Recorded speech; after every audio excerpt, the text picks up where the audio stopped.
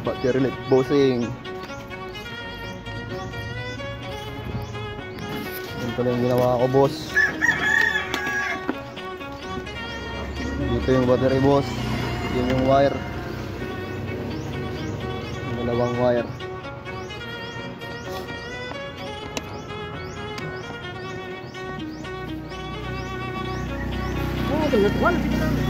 Wal, wala na kayo. May nag-aro din sa ako. Yung panalo ko yung pagtanggal.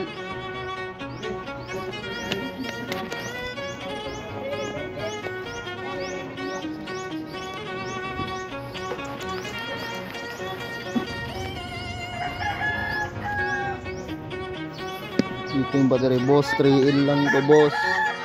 Kasi maliit yung 3L. You know.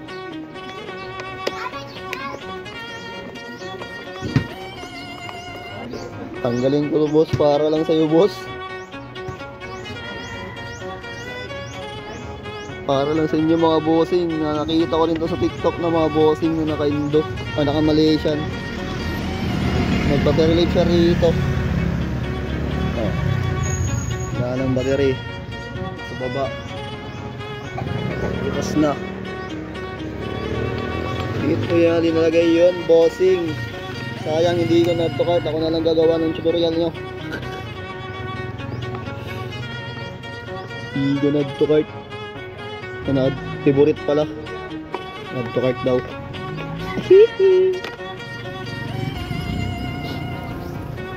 Favorite. Hirap tanggalin, ah.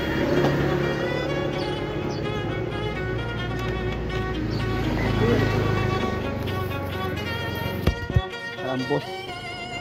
Hirap tanggalin. Ito na, boss, tanggal na. O, ganyan na yung ginawa namin, boss. Ito yung live. Nagyan naman. Nagyan na. Oo. Oo. Yung ginawa namin, bossing, oh. Yung fuse sana dito ko sana ipapapalagay, kaso bubutas pa rito. Sayang naman ito, no. Kung bumalik ka ng stock. Pero feel ko di na ako babalik ng stock. Yung fuse, boss. Hindi ito, boss, yung fuse.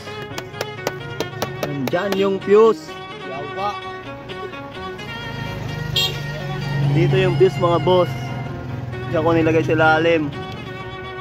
Pahiga nyo lang para hindi matama yung throttle. Yan siya, mga bossing. Kunting tabas dito. Yan, nahulog pa yung tornilyo.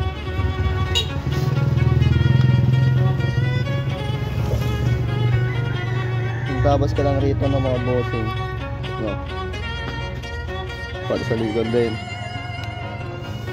para hindi tumama to itong wire. Yun lang, bossing. Salamat. Kaya pala ginawa namin to, bossing, you know. Sa loob kami naglagay nito. Wala akong susiwal.